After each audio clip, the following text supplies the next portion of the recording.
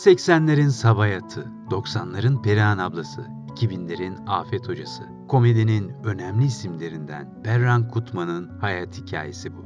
Perran Kutman hangi açıdan bakarsanız şanslı ya da şanssız bulacağınız bir çocukluk yaşar. Hiç arkadaş bulamadığı için şanssız, ailenin sonsuz sevgisini tattığı için de şanslıdır. Sadece oyuncaklarına arkadaş edinebilmek taklit yönünü geliştirecekti Perran'ın ve o bir gün ülkenin sayılı kadın komedi oyuncularından biri olacaktı. Perran Kutman 30 Kasım 1949'da İstanbul Aksaray'daki 11 odalı bir konakta Sabriye Hanım ve Rıdvan Bey'in ilk çocukları olarak dünyaya geldiğinde ailesi ona Pervane anlamına gelen Perran adını verir. Perran Kanat. Sabriye Hanım İETT muhasebesinde çalışır. Bir yandan da kadın mecmuası çıkarmaktadır. Kendini yetiştirmiş, aydın bir kadındır. Babası Rıdvan Bey ise Milli Eğitim Basım Evi Müdürüdür. Perran 2 kişilik dünyalarına 8. harikaları olarak girmiştir. El bebek, gül bebek büyütürler. İlk göz ağrılarıdır. Ne alınırsa çifter çifter alınmaktadır. Ailesi zamanla bu özeni abarttı ve Perran'ın bir tek canlı arkadaşı yoktu. Japonya'dan getirtilmiş oyuncakları arkadaşı olmuştu. Odasında yapayalnızdı. Çünkü ailesi onu terbiyesi bozulmasın diye asla sokağa çıkarmaz, başka çocuklarla görüştürmezdi. Perran Kutman ailede tiyatroyla uğraşan yoktu. Ancak bayağı bir komik bir ailenin içinde büyüdüm ben. Babaannem keman çalan bir hanımefendiydi. Aile kendi içinde komikti.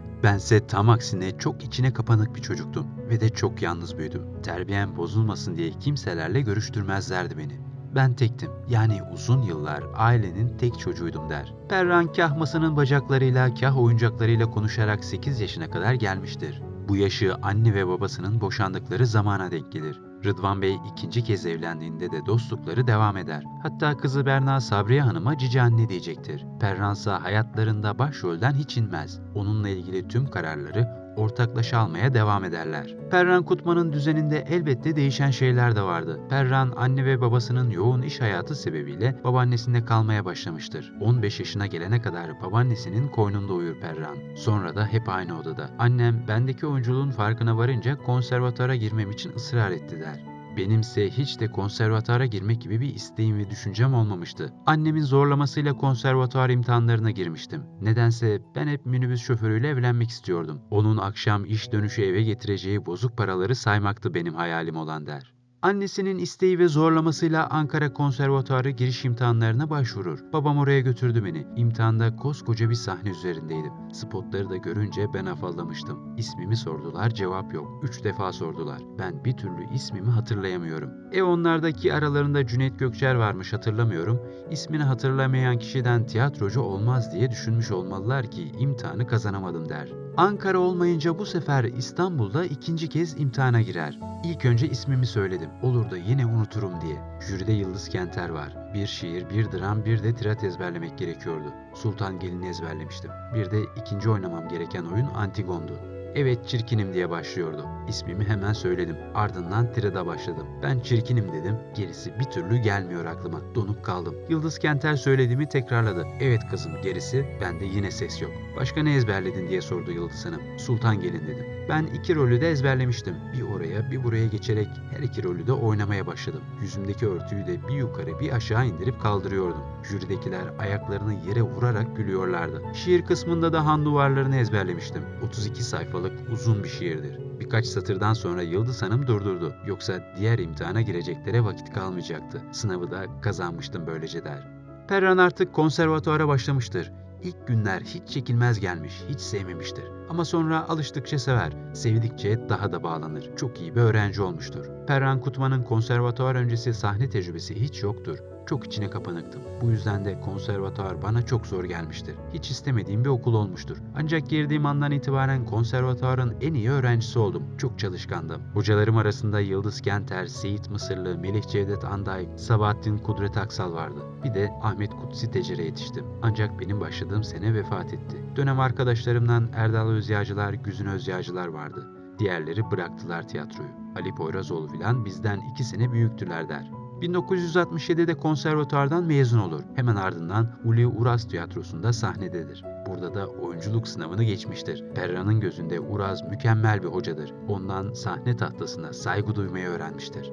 Perran Kutman 1969'da Nisa Serez'de, 1973'te Sezer Sez'in tiyatro topluluklarında çalışır. Hayatının aşkını da 1980'de Müjdat Gezen'le çalışırken tanıyacaktır. Bu meslek ona hayatının tüm lezzetlerini getirecektir. Kutman 1980 yılında Müjdat Gezen'le ortaklaşa Miyatro'yu kurmuştuk. Sahneye çıkıp şov da yapıyorduk beraber. Ancak o ara ihtilal dönemi olduğundan sokağa çıkma yasağı vardı. Tiyatromuzu kapatmak zorunda kalmıştık.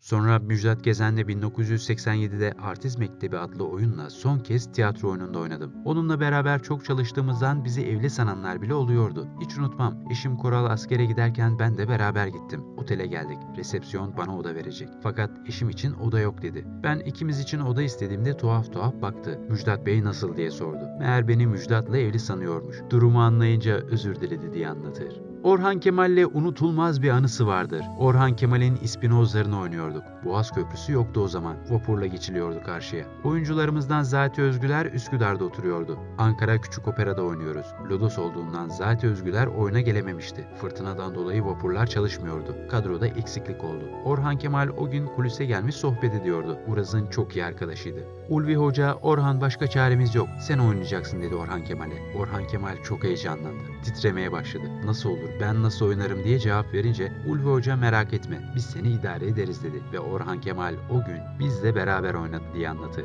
Perran Kutman birçok dizide, filmde, tiyatro oyununda oynayacaktı elbet ama ilkler özeldi. 1972'de sinema için ilk kez kamera karşısına Şehvet Kurbağana filmi için geçer. Yönetmen koltuğunda Nejat Saydam vardır. Zamanla sinemada klasikler arasına girecek olan Köyden İndim Şehre, Salak Milyoner, Hababam Sınıfı, Gırgırıye gibi birçok filmde rol alacak, hepimizin hanesine konuk olacaktı. 1972 senesi Perran'ın hayatında bir yeniliği daha barındırıyordu. Perran Kutman aynı sahneyi paylaştığı 42 yaşındaki oyuncu Hüseyin Kutman'la evlenir. Kendisi ise 23 yaşındadır. Tanınmaya başladığı zamanlarda ve biz işte onu bu sebepten Perran Kutman olarak tanıyacaktık. Aralarındaki yaş farkına rağmen gerçekleşen bu evlilik 1979'da boşanmayla sonuçlanır. Perran ise Kutman soyadıyla tanındığı için eski eşinin soyadını kullanmaya devam edecektir. Bu ayrılığın üzerinden birkaç ay geçmiştir ki gazetelerde oyuncu Perran Kutman'la yazar Engin Ardıç nişanlandı haberleri verilir. Ancak bu nişan evlilikle sonuçlanmayacaktır. Perran nişanını yeni atmış bir kadındır ve hayatının aşkı Koral Sarıtaş'la çok geçmeden tanışır. Perran o zamanlar Müjdat Gezen'le Miyatro adını verdikleri bir tiyatro kurmuşlardır. Burada Marşantiz adlı bir müzik grubu vardı ve Koral bu grubun davulcusudur. Büyük aşktır onlarınki. Daha ilişkilerin bir yılı dolmadan nikah masasına otururlar. O zaman haberleri yoktu tabi ama bu aileye iki kardeş gelin olacaktır. Perran'ın babasının ikinci evliliğinden olan kız kardeşi Berna da Koral'ın kardeşi Özden'le evlenecektir. Hiç çocuk sahibi olmayacaklar ama Berna ve Özden çocuk sevgisini tadacaklardır. Bir serisini izledik biz Gırgırye'nin. Şenlik, cümbüş, eğlence ne ararsak bulduk. Sabahat yani Gırgırye'nin dilinde Sabayat karakterine can verdi Perran Kutman. Evet, zaten bir ünü vardı ama burada Münir Özkul, Adile Naşit, Müjdat Gezen, Gülşen Bubikoğlu, Ayşen Guruda, Şener Şen gibi güzel isimlerle bir aradadır ve ününe ün katar. Hepsi bir olduğunda o mükemmel eğlence ortaya çıkar. Perran Kutman önce Türk filmlerinin komedi yüzü olarak kendini gösterse de 1986'da TRT 2'de bir diziyle çıktı seyircinin karşısına. Perihan Abla. Mahalle kültürü içinde yaşayan bütün mahallenin sevgilisiydi Perihan Abla. Öylesine samimi, öylesine bizden biriydi ki çok geçmeden seyircinin gönlünü fethetmiş, hepimizin Perihan ablası oluvermişti. Perran Kutman artık beraberinde anılacağı bir ada kavuşmuştur. Dizi de TRT 2'den TRT 1'e geçer. Bu diziyle 1987'de Altın Kelebek Ödülleri'nde yılın kadın komedi sanatçısı ödülünü alır. Perran Kutman her dönemde bir rolüyle ikonikleşmeye devam eder. Artık 2000'lere geldiğimizde Perran Kutman bu kez Hayat Bilgisi dizisinde Afet Güç Verir karakteriyle çıkar karşımıza. Hoca Cami'de ünlemiyle bir anda hayatımıza girer ve bu kez de 2006'ya kadar hepimizin öğretmeni olur. 2010'da Deli Saraylı, 2012'de ise Canımın İçi dizisiyle kamera karşısındadır. Perran Kutman oynadığı ve yarattığı karakterler için şunları söyler. 1972'de Şehvet Kurbanı adlı filmde ufak bir rolüm vardı. Daha sonra Köyden İndim Şehre, Salak Milyoner ve Hababam Sınıfı, Gırgırıye gibi filmlerde oynadım. Sabahat tiplemesini yarattım. Televizyon dizilerinde ise Perihan Abla, Şehnaz, Leyla ve Afet Hoca gibi karakterleri oynadım. Perihan Abla, Şehnaz, Afet Hoca gibi tiplerden ayrılırken hep zor gelmiştir bana. Bu tiplemelerin hepsini özlüyorum ve de ben taklit yapmasını beceremem. Bu karakterlerin hiçbiri taklit olmadı. Doğdular, karakter oldular. O karakterler başkaları tarafından taklit edildiler. Bu beni çok mutlu ediyor tabii. Oynadığım karakterlerin hepsini çok severek oynadım. Bir de benim ismim çok zor bir isimdir. Perran yerine herkes bana Perihan derdi. Onun için de esas ismim unutuldu. Adım Perihan oldu. Hala pazara falan gittiğimde arkamdan Perihan abla diye seslenirler. Bunca başarının elbette ödülü de olmalıdır. Perran Kutman bu ülkenin komedi dalında yetiştirdiği güzel isimlerden biridir. Sanat yaşamı boyunca birçok ödül alır. Ancak muhtemelen en anlamlısı 8 Ekim 2011'de Antalya Altın Portakal Film Festivali'nde layık görüldüğü yaşam boyu onur ödülüdür. Bizi güldüren yüzüyle, büründüğü karakterlerden kalbimize dokunuşuyla bu ödülü gerçekten hak etmiştir. Bir videomuzun daha sonuna geldik. Diğer videolarımızdan haberdar olmak için kanalımıza abone olmayı ve bildirim zilini açmayı unutmayın. Sağlıkla kalın.